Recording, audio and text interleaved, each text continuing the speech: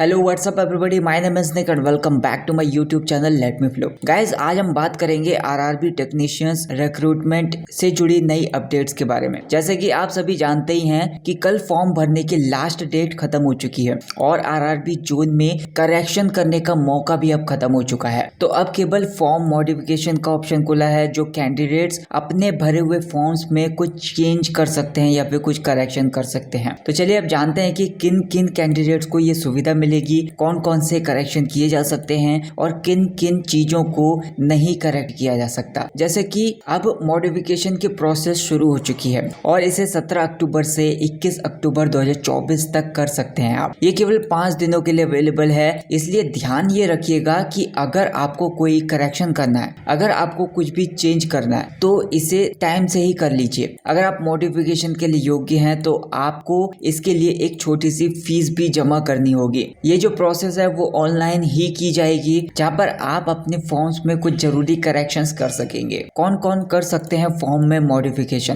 पुराने और नए दोनों तरीके के कैंडिडेट्स अपने फॉर्म्स में कुछ करेक्शन कर सकते हैं। हालांकि कुछ जानकारी ऐसी है जिन्हें बदला नहीं जा सकता। उदाहरण के तौर पर नाम, पिताजी का नाम, माताजी का नाम, लिंग, जन्म तिथि, ईमेल एड्रेस और मोबाइल नंबर को नहीं बदला जा सकता। इसके अलावा आप अपने आरआरबी जोन को भी अब नहीं बदल सकते। बाकी की जानकारी जैसे कि पर्सनल डिटेल्स हो गई या फिर एजुकेशनल क्वालिफिकेशंस हो गई या फिर दूसरी जानकारी, उनको मॉडिफाई किया जा सकता है, उनको बदला जा सकता है। फॉर्म्स में मॉडिफिकेशन अगर आप करना चाहते हैं तो सबसे पहले आपको आरआरबी की ऑफिशियल वेबसाइट पर जाना होगा, rrb.gov.in। वहां पर अप्लाई के ऑप्शन को क्लिक करके अपने अकाउंट को लॉग इन कर लीजिए। लॉग इन करने के बाद आपको फॉर्म में चेंज करने का ऑप्शन मिल जाएगा। जैसे ही आप मॉडिफाई ऑप्शन पर क्लिक करेंगे, आपके सामने एक पेज खुल जाएगा। वहां पर बताया ये जाएगा कि किन किन जानकारियों को आप चेंज कर सकते हैं, उनमें बदलाव किया जा सकता है। फॉर्म में बदलाव करने के लिए आपको 250 रुपए की फीस देनी होगी। अगर आप फीस का भुगतान नहीं करते हैं तो आपके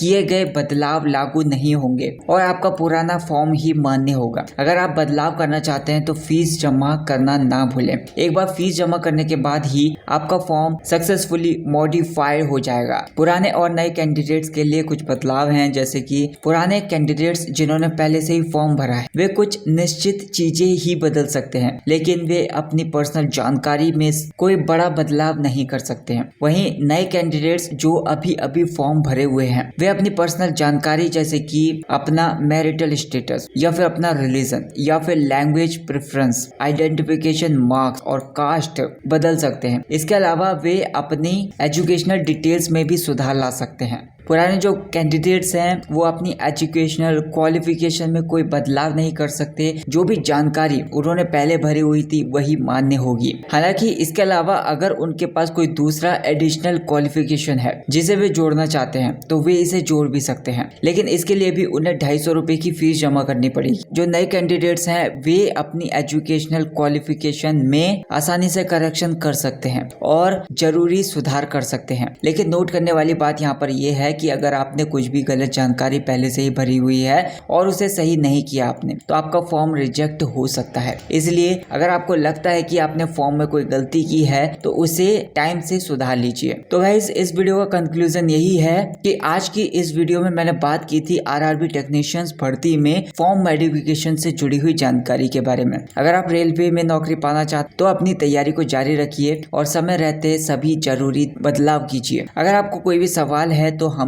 कमेंट सेक्शन में जरूर बताइए। अगर आप चैनल पर नए हैं तो चैनल को सब्सक्राइब कर लीजिए। अगर ये वीडियो पसंद आई तो वीडियो को लाइक कर देना। Thank you so much for watching this video.